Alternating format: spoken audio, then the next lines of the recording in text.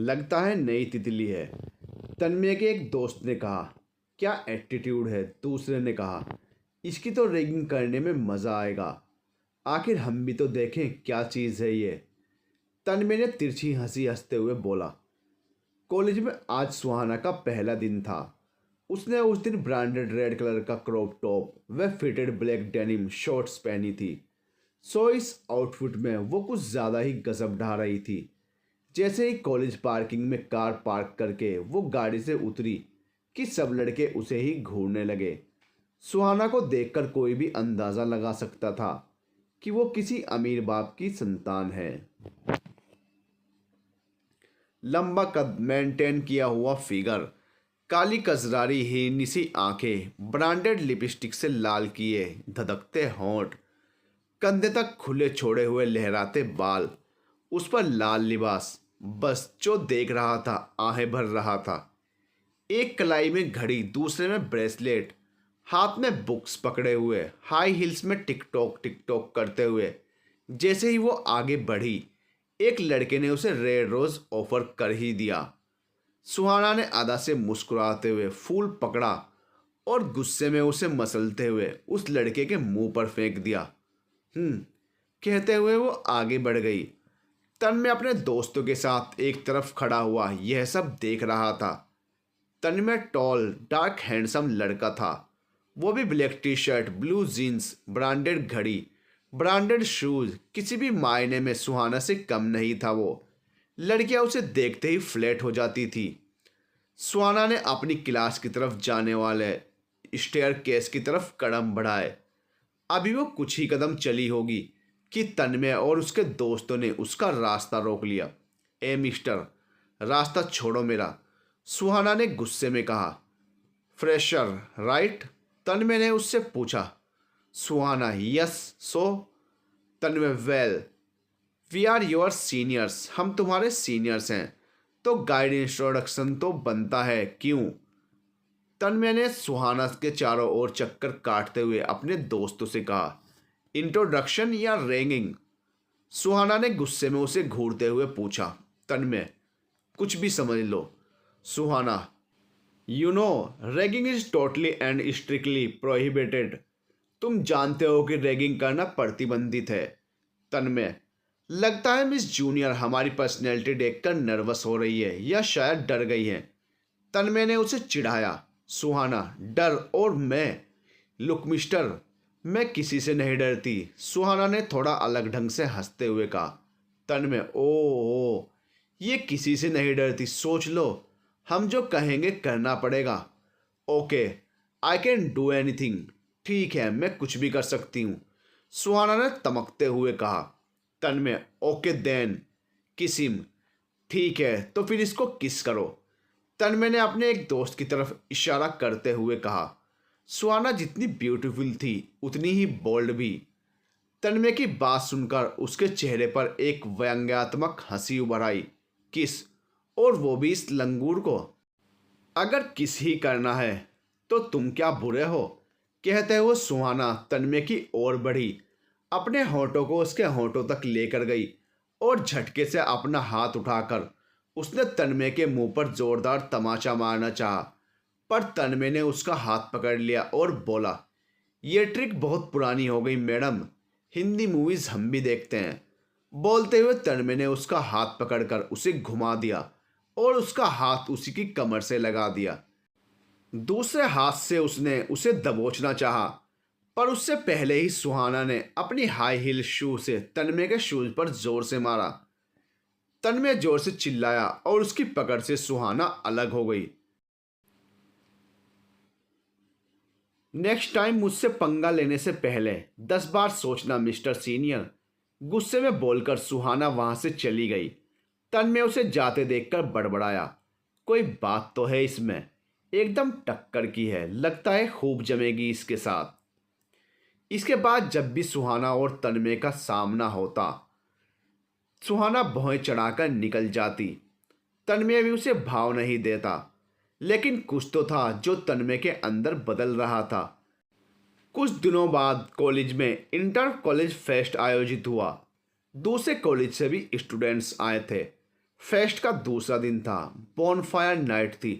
सुहाना ने branded black colour का backless short dress पहना था विद हाई हील्स। आज वह बहुत आकर्षक लग रही थी। तन्मय ने जो उसे देखा तो देखता ही रह गया। पर सुहाना का जरूरत से ज़्यादा एक्सपोज ड्रेस पहनना उसे ना जाने क्यों अच्छा नहीं लगा। घूर तो सभी रहे थे उसे, पर दूसरे कॉलेज से आए कुछ लड़कों ने उस पर अश्लील फब्तियाँ कस दी। सुहाना ने तो उन्हें इग्नोर किया, लेकिन यह सब तन्मय से बर्दाश्त नहीं हुआ। तू मैं शुरू हुआ झगड़ा मारपीट तक पहुंच गया। कुछ सीनियर स्टूडेंट्स ने बीच बचाव मामले को शांत किया। सुहाना इस सब से बहुत अपसेट हो गई और वॉशरूम की ओर भागी। सबसे नज़र बचाकर तन्मय भी उसके पीछे पीछे हो लिया। सुहाना जैसे ही गलियारे में पहुंची, तन्मय ने आगे बढ़कर उसका रास्ता रोक लिया। सुहाना एकदम चौंक गई। तुम्हें क्या जरूरत थी ये भद्दा आउटफिट पहनने की? गुस्से से भरा तन्मय उस पर चिल्ला पड़ा। तुम कौन हो मुझे रोकने वाले? रोते हुए बदहवास सी सुहाना अकड़ते हुए बोली। ओह, रस्सी जल गई पर मैडम की अकड़ कम नहीं हुई। तन्मय ने तंज कसा। Oh, just get lost, leave my way. Suhana रोते हुए साइड से जाने लगी तो तन्मय ने उसका हाथ पकड़कर अपनी ओर खींच लिया। सुहाना जैसे टूट सी गई और एक झटके से अलग होकर तन्मय के गले लग गई। तन्मय ने भी कसकर उसे सीने से लगा लिया। I love you Suhana, I love you too. Tanmay. कुछ मिनटों तक दोनों ऐसे ही रहे। यही था पहले पहले प्यार का पहला इजहार। धीरे धीरे दोनों का प्यार परवान चढ़ने लगा। जोड़ी भी दोनों की कमाल की थी। दोनों को साथ देखकर लड़कियां सुहाना की किस्मत पर रश करती तो लड़के सुहाना को देखकर आहें भरते। अगला सेमेस्टर शुरू हो चुका था। कॉलेज का 4 दिन का टूर देहरादून मसूरी जाने वाला था। तन्मय और सुहाना भी जा रहे थे।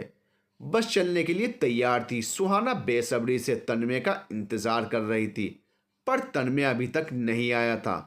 सुहाना के चेहरे की बेताबी, उसकी घबराहट साफ झलक रही थी। पर कोई था जो उस पर गौर कर रहा था, और वो था विराज। जब से उसने सुहाना को देखा था तब से ही वो उस पर अपना दिल हार गया था, पर वो कह नहीं पाया था। फिर जब सुहाना और तन्मय की प्रेम कहानी आगे बढ़ी तो वो खुद ब खुद ही पीछे हट गया था। लेकिन छुप छुप के सुहाना को तकना और उसकी हरकतों पर ध्यान देना जैसे उसकी आदत में शुमार हो गया था। सुहाना को जरा भी परेशान वो नहीं देख पाता था। आज भी सुहाना की परेशानी उसे बेचैन कर रही थी। तन्मय का इंतजार करते करते सुहाना बस से ये सोचकर उतर गई कि अगर तन्मय नहीं आएगा तो वो भी नहीं जाएगी इस ट्रिप पर। इतनी देर में बस ने विशल बजा दी। चलने का वक्त हो चुका था। तभी एक 11-12 साल का लड़का दौड़ता हुआ आया और सुहाना के हाथ में एक खत देकर भाग गया। सुहाना, मैं किसी काम में फंस गया हूँ, तुम्हें मसूरी में मिलूंगा। तुम बस से पहुंचो, मैं बाइक से आता हूँ। तन्मय। खत पढ़कर सुहाना का दिल खुशी से भर गया। वो तुरंत बस में चढ़ गई। बस में बैठकर उसे ख्याल आया कि वो लड़का कौन था और तन्मय ने उसे खत कब दिया। फिर ये सोचकर उसने अपने ख्यालों को झटक दिया कि तन्मय मिलेगा तो सारे सवाल उसी से पूछ लेगी। हो सकता है तन्मय ने उसके लिए कोई सरप्राइज प्लान किया हो। सारे रास्ते यही सोच सोचकर उसके मन में गुदगुदी सी होती रही। शाम घिराई थी जब उनकी बस मसूरी पहुंची। वैसे भी पहाड़ों पर शाम कुछ जल्दी ही हो जाती है। मसूरी में होटल और रूम्स पहले से ही बुक थे। सुहाना और तन्मय के कमरे आमने सामने ही थे। बस से उतरते ही सुहाना सीधा रिसेप्शन की ओर भागी। एक्सक्यूज मी, रूम नंबर 107 कहाँ है? उसे लग रहा था कि तन्मय आ गया होगा। रिसेप्शनिस्ट, फर्स्ट फ्लोर पर मैम। उसकी तो वह कुछ बोलती इससे पहले ही सुहाना बोली, थैंक यू सो मच। बोलकर सुहाना तेज कदमों से रूम की तरफ चल दी। रूम के बाहर पहुंचकर उसने बिना सोचे समझे डोरबेल बजा दी और उत्सुकतावश बजाती रही। जब बार बार बेल बजने पर भी दरवाज़ा नहीं खुला तो वो मायूस हो गई। लौटकर वापस रिसेप्शन पर आई और उसने रिसेप्शनिस्ट से पूछा, एक्सक्यूज़ मी, 107 में अभी तक चेक इन नहीं हुआ क्या? वही तो मैं आपसे कह रही थी मैम, उस रूम की बुकिंग तो कैंसिल कर दी गई है। क्या? सुहाना को यह बात जानकर झटका लगा। कितनी देर पहले कैंसिल हुई है बुकिंग? तकरीबन 1 घंटे पहले। हमने उनसे कहा था कि वो लास्ट मिनट रूम कैंसिल करेंगे तो रिफंड नहीं मिलेगा, पर उन्होंने कहा कि कुछ इमरजेंसी है तो वो नहीं आ पाएंगे। क्या इमरजेंसी है, कुछ बताया था? No man, I am sorry. Receptionist की बात सुनकर सुहाना का दिल टूट गया। उसे तन्मय पर बहुत गुस्सा आ रहा था। गुस्से में उसने वहीं पर जोर से पैर पटका। वहां मौजूद सभी लोग उसकी तरफ देखने लगे। Are you okay ma'am? Receptionist ने टोका। आई एम सॉरी। सुहाना ने कुछ सकपकाते हुए चारों ओर देखा और गुस्से में दांतों को भींचते हुए वहां से अपने रूम की ओर बढ़ चली। अभी उसने कुछ ही कदम बढ़ाए थे कि पीछे से उसकी सहेलियों ने आ घेरा। अरे क्या हुआ तुझे? सुहाना का तमतमाए चेहरे को देखकर कियारा ने पूछा। कुछ नहीं, गुस्से में बोलकर सुहाना आगे बढ़ गई। अरे इसे क्या हुआ? एक ने कहा और लड़कियों में फुसफुसाहट शुरू हो गई। तन में नहीं आया ना, इसलिए सड़ गई होगी। पर वो आया क्यों नहीं? दूसरी ने कहा। वो भी परेशान हो गया होगा।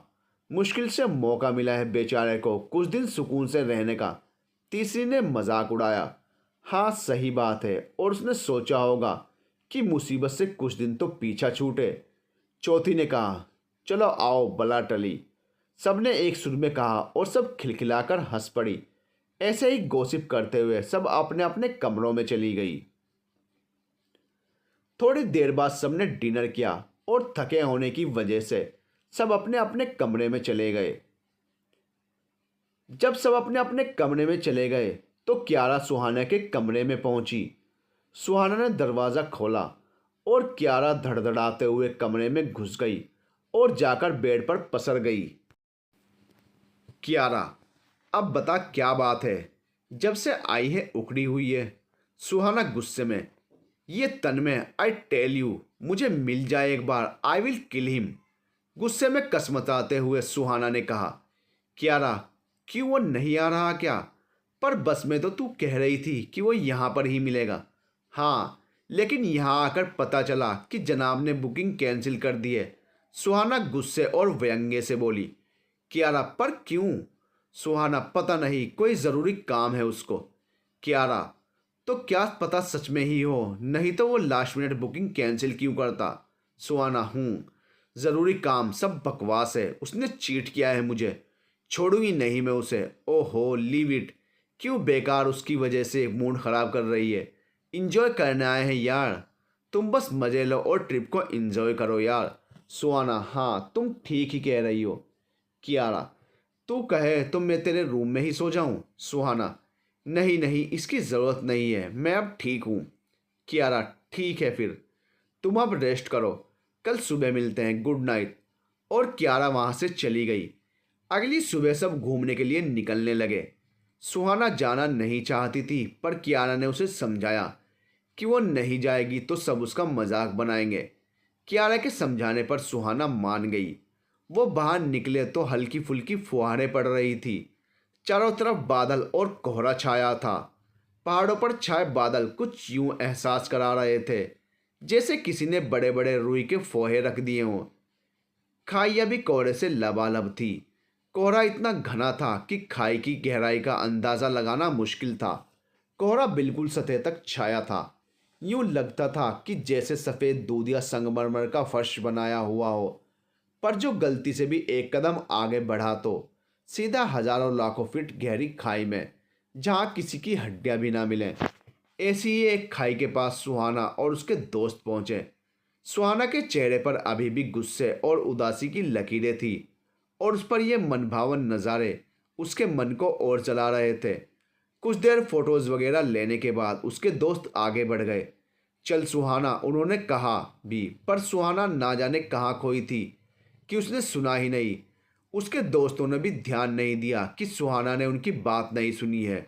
वो लोग आगे बढ़ गए और कुछ ही कदमों के बाद ओझल हो गए। सुहाना वहीं खड़ी थी, उसका मुंह खाई की तरफ था कि किसी ने पीछे से उसके कंधे पर हाथ रखा। उसने पीछे मुड़कर देखा तो कोई नकाबपोश खड़ा था। एक नकाबपोश को अपने पीछे खड़ा देख सुहाना चौंक गई। उस नकाबपोश ने ब्लू जीन्स और पैराशूट फैब्रिक ब्लैक जैकेट पहना था। जैकेट की हुडी से उसने अपना सर कवर किया हुआ था और उसके मुंह पर मास्क था सिर्फ उसकी आंखें नजर आ रही थी, जो बड़ी बड़ी, एकदम लाल और डरावनी थी। जैसे ही सुहाना की आंखें उन आंखों से टकराई, वो घबरा गई। इतनी ठंड में भी उसकी पेशानी पर पसीने की बूंदें उभर आई। "क- कौन हो तुम?" टूटे अटकते शब्दों में पीछे पीछे एक कदम हटाते हुए सुहाना ने पूछा। "मैं तुमसे कुछ कहना।" तभी सुहाना खाई के एकदम मुहाने पर पहुंच गई। अगर वो एक कदम और पीछे रखती तो नीचे गहरी खाई में गिर जाती। ये सब देखकर अपनी बात अधूरी छोड़ते हुए वो नकाबपोश आगे हाथ बढ़ाकर चिल्लाया, "हे यू!" सुहाना घबराकर रुक गई। खुद को उस जगह पर पाकर सुहाना के पैर जैसे वहीं जम गए। तभी उसके दोस्त सुहाना को ढूंढते हुए वहां आ गए और वो नकाबपोश कोहरे में कहीं गायब हो गया। सुहाना अभी भी खाई के मुहाने पर खड़ी थी कि उसके दोस्तों के पीछे से अचानक विराज प्रकट हुआ। "सुहाना, डोंट वरी, अपना हाथ दो," विराज ने कहा। पर सुहाना ने कोई प्रतिक्रिया नहीं दी। वो जड़वट खड़ी थी। "Suhana, give me your hand, come on Suhana." Viraj के बार बार कहने पर सुहाना ने अपना कांपता हुआ हाथ डरते डरते उसकी ओर बढ़ाया और विराज ने आहिस्ता से उसका हाथ पकड़कर उसे वहां से खींच लिया। इस सारी घटना को घटने में 5 मिनट से भी कम समय लगा। "तुम ठीक हो सुहाना?" विराज ने पूछा। सुहाना ने बस सिर हिला दिया। "आओ आओ, बैठो यहाँ। Just relax, okay, just relax." एक पत्थर पर उसे बैठाते हुए विराज ने कहा। "ये ले सुहाना।" पानी की बोतल आगे बढ़ाते हुए कियारा ने कहा। सुहाना ने थोड़ा पानी पिया। "अब बताओ, कैसा फील हो रहा है?" कियारा ने पूछा। सुहाना, "ठीक हूँ, मैं अब ठीक हूँ, चलो फिर चलते हैं।" और सब वहां से चल पड़े। चलते चलते कियारा ने सुहाना का हाथ पकड़कर उसे ग्रुप से थोड़ा पीछे खींच लिया। "क्या हुआ था सुहाना?" सुहाना अभी भी डरी हुई थी। "वो वहां कोई था।" कियारा, "क्या? कौन?" सुहाना, "पता नहीं यार, उसका पूरा चेहरा ढका हुआ था, बस आंखें दिख रही थी। उसकी वो लाल आंखें बहुत ज्यादा खतरनाक और डरा देने वाली थी। उन्हें देखकर मैं एकदम डर गई थी और मुझे ऐसा लगा कि वो मुझे मार डालेगा। फिर जब मैं पीछे हट रही थी तो उसने ही मुझे टोका।" कियारा, "पर कौन हो सकता है?" सुहाना, "पता नहीं यार, कौन था। वो शायद मुझे कुछ कहना चाहता था या फिर मेरी जान लेना चाहता था, या ओ माय गॉड, मुझे कुछ समझ नहीं आ रहा है। कोई क्लू नहीं मिल रहा है कि वो क्यों आया था।" कियारा, "इट्स ओके सुहाना, तू डर मत, सब ठीक हो जाएगा। पर अब तू क्या करेगी?" सुहाना, "पता नहीं यार, एक तो तन्मय के ना आने से वैसे ही मेरा मूड ऑफ था और ऊपर से ये सब।" कियारा, "चल छोड़ ये सब, तू टेंशन मत ले, हम सब हैं ना तेरे साथ। चल कहीं कॉफ़ी पीते हैं, ठंड भी लग रही है।" कियारा ने सुहाना का मूड बदलने के लिए बातों का रुख पलट दिया। "Hey guys, let's have some coffee," Kiara ने पूरी टीम से कहा और सभी दोस्त कॉफ़ी शॉप की ओर बढ़ गए। "हेलो नकाबपोश, हेलो," दूसरी तरफ से एक अनजान आदमी से कड़कती हुई आवाज़ में कहा। "आज तुम्हारे पास कितना अच्छा मौका था, तुमने उसे मारा क्यों नहीं?" "नकाबपोश, बॉस, वो मैं मारने ही वाला था, पर उसके दोस्त आ गए।" "यू स्टूपिड फूल, ये एक गोल्डन चांस था, एक दिन और बचा है तुम्हारे पास, कोई गलती ना हो इस बार। ये यहाँ से वापस नहीं जानी चाहिए। और हाँ, कोई चालाकी मत करना मेरे साथ, वरना तुम्हें पता है मैं क्या कर सकता हूँ।" और फ़ोन कट गया। रात को सब थके हारे होटल में लौटे और अपने अपने कमरों में जाकर पसर गए। सुहाना भी बहुत थक गई थी, पर नींद उसकी आंखों से कोसों दूर थी। रह रहकर उसे आज के दिन की घटना याद आ रही थी और उस नकाबपोश की लाल डरावनी आंखें उसके जहन में उभर रही थी, जो उसके मन में एक सिरहन सी पैदा कर रही थी। आंखों ही आंखों में सुहाना ने रात काट दी। अगली सुबह सब माल रोड घूमने निकल गए। सुहाना ग्रुप के साथ ही थी, पर चलते चलते वो एक स्टॉल पर कुछ देखने के लिए रुक गई और बाकी सब आगे निकल पड़े। तभी वो नकाबपोश उसके सामने आकर खड़ा हो गया। सुहाना ने उसे देखा। नकाबपोश की आंखें उससे टकराई, वही लाल डरावनी आंखें। सुहाना दूसरी ओर पलटकर चिल्लाई, "क्यारा, क्यारा!" वही नकाबपोश। क्यारा और सभी भागते हुए आए। "क्या हुआ सुहाना, कहाँ है वो?" सुहाना वापस मुड़ी तो वहां कोई नहीं था। अभी तो यही था। सुहाना आश्चर्य से इधर उधर देखते हुए, पर तुझे क्या पता वही था? तूने क्या उसका फेस देखा था? और कोई भी तो हो सकता है। सुहाना, नहीं कियारा, वही था। मैं उसकी आंखें कभी नहीं भूल सकती। मैं सच कह रही हूं, वही था वो। कियारा, ओ कम ऑन सुहाना, वो नकाबपोश तेरे जहन में बैठ गया है। बस चल अब जल्दी जल्दी शॉपिंग करते हैं, फिर निकलना भी है। और कियारा उसे खींचते हुए वहां से ले गई। कियारा और सुहाना जब सबके साथ होटल पहुंची 12 बज चुके थे। चलो दोस्तों, अब निकलते हैं यहां से, चेकआउट करने का समय हो गया है। विराज ने सबको कहा और सब अपने अपने कमरों में चले गए। आधे घंटे बाद सब बस में थे। यहां से उन्हें सहस्त्र धारा पहुंचना था और वहां से हरिद्वार। हरिद्वार में उन्हें नाइट स्टे करना था। वहां की बुकिंग भी एडवांस में कर ली गई थी। 40-45 मिनट में ही वह सहस्त्र धारा पहुंच गए। पहाड़ से गिरती हुई पानी की बूंदें बहुत ही लुभावनी लग रही थी। वो दृश्य देखकर सुहाना को एक बार फिर तन्मय की याद आ गई और उसका मन तड़प उठा। साथ ही तन्मय के ना आने से उसके मन में जो गुस्सा था वो भी फिर से भड़क उठा। वह अपने ही ख्यालों में खोई थी। तभी कियारा ने टोका, वाओ इट्स ब्यूटीफुल।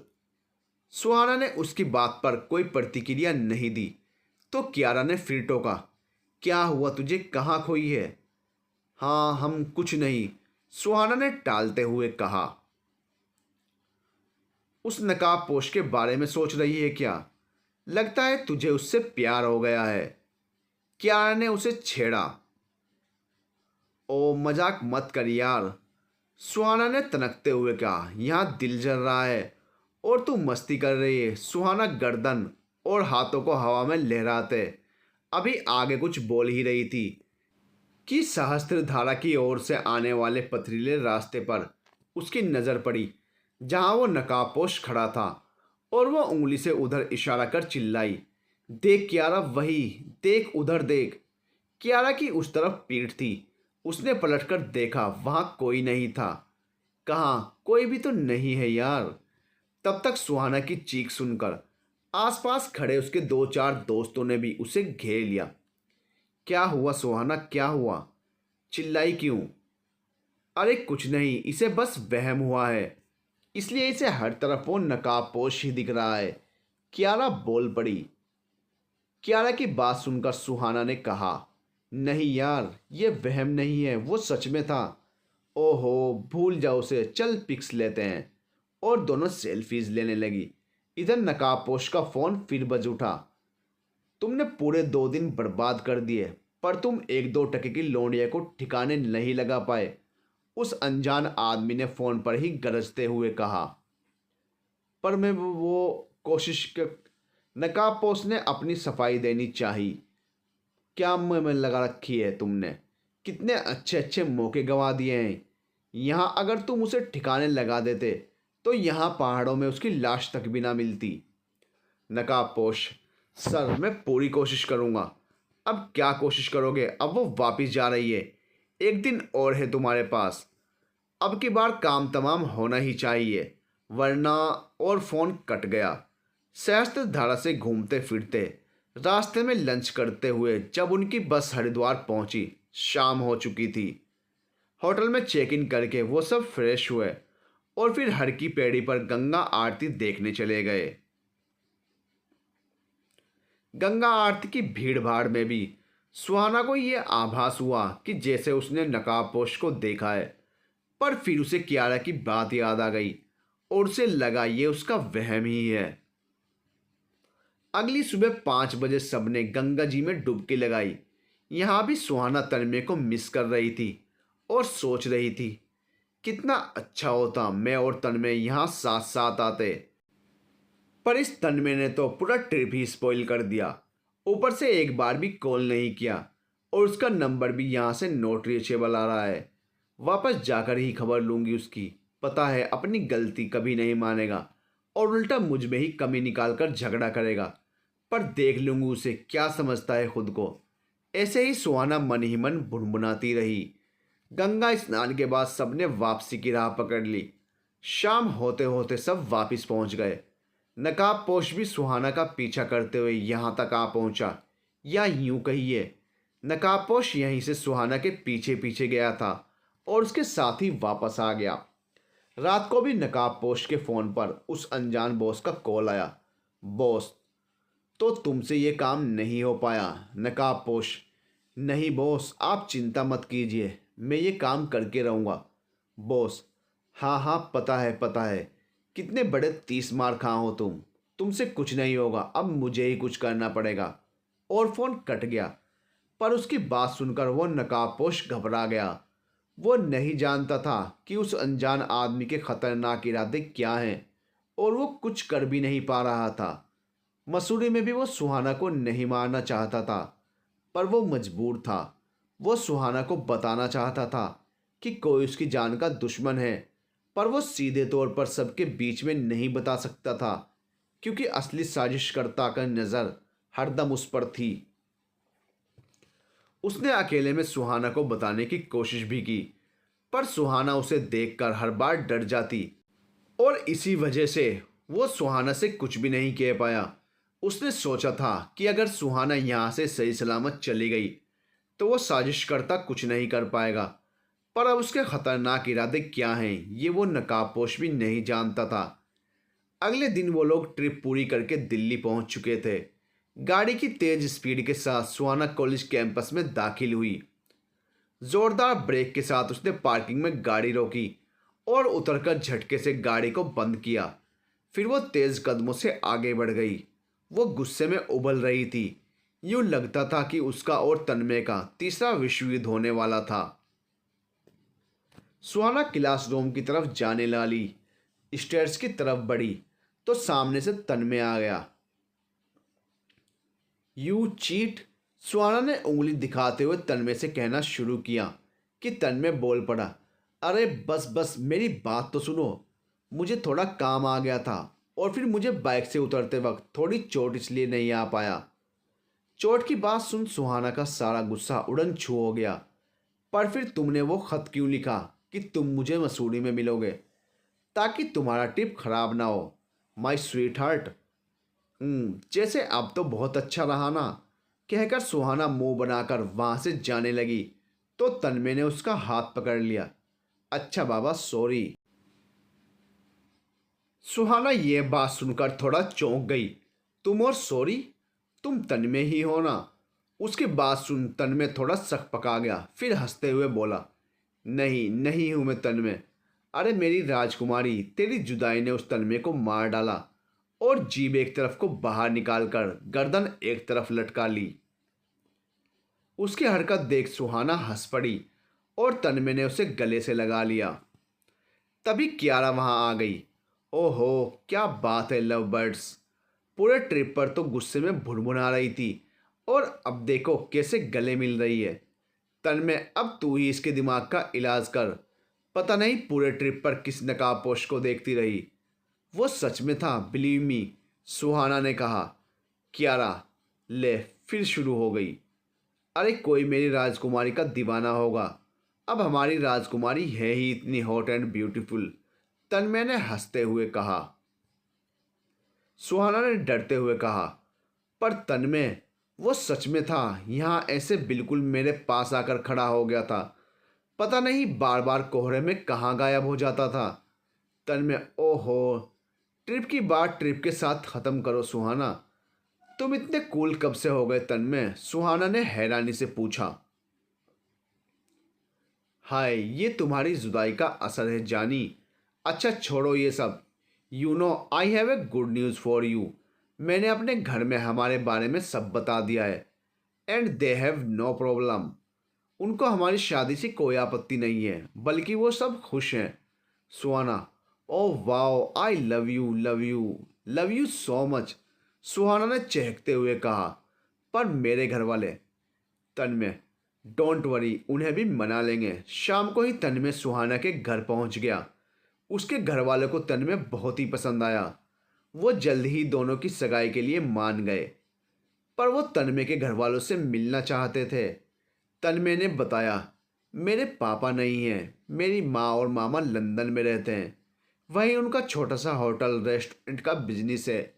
वो अभी बिजनेस मीटिंग के सिलसिले में बाहर गए हैं, पर उन्हें इस रिश्ते से कोई एतराज़ नहीं है।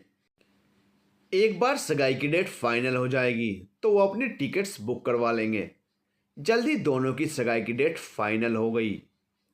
उस नकाबपोश ने भी चुपके चुपके इन सब घटनाओं पर नज़र रखी हुई थी। अब तक वो अपने बॉस की चाल समझ चुका था। उसे एक आदमी को कॉल करना था जो ये सारा मामला सुलझा सकता था और सारी साजिश नाकामयाब कर सकता था। वो अपने फ़ोन या लैपटॉप को यूज़ नहीं कर सकता था क्योंकि उस पर नज़र रखी जा रही थी। इसलिए उसने अपनी जान को खतरे में डालकर किसी और के नंबर से आईएसडी कॉल किया और फ़ोन उठाने वाले व्यक्ति को सारी बात बता दी। उस व्यक्ति ने आनन फानन में इंडिया की टिकट बुक की और 2 दिन में ही इंडिया पहुंच गया। लेकिन साजिशकर्ता को उसके लैंड होने की बात पता चल गई और उसने उस आने वाले व्यक्ति को एयरपोर्ट से ही किडनैप करवा लिया। इस तरह उस नकाबपोश की आखिरी उम्मीद भी खत्म हो गई, पर वो अब भी हार नहीं मानने वाला था। जब ये किडनैप हुआ तो उस नकाबपोश ने सब देख लिया था, पर वो अकेला कुछ नहीं कर सकता था। इससे उन दोनों की जान को भी खतरा हो सकता था। उसने अपना फ़ोन भी घर पर ही छोड़ दिया था ताकि उसकी लोकेशन ट्रेस ना हो सके, तो अभी वो किसी को इन्फॉर्म भी नहीं कर सकता था। इसलिए अभी उसने चुपचाप किडनैपर्स की गाड़ी का पीछा करना उचित समझा और इस तरह उसने वो जगह देख ली जहां किडनैपर्स ने उस किडनैप किए व्यक्ति को रखा था। यहां 10 से 15 लोग थे और सबके पास हथियार थे। इसलिए नकाबपोश जल्दबाजी में कोई ऐसा कदम नहीं उठाना चाहता था जो उन दोनों के लिए घातक साबित हो। वो अभी के लिए चुपचाप वहां से चल दिया और आसमान की तरफ देखकर बड़बड़ाया, मेरे दोस्त मुझे माफ़ करना, अभी मैं तुम्हारी कोई मदद नहीं कर पाया, पर मैं जल्दी ही वापस आऊँगा और तुम्हें छुड़ा ले जाऊँगा। सुहाना और तन्मय की सगाई का दिन आने वाला था। सुहाना की शॉपिंग जोरों पर चल रही थी। तन्मय भी उसका खूब साथ दे रहा था, पर जब खुद के लिए कुछ लेने की बारी आती तो तन्मय टाल जाता।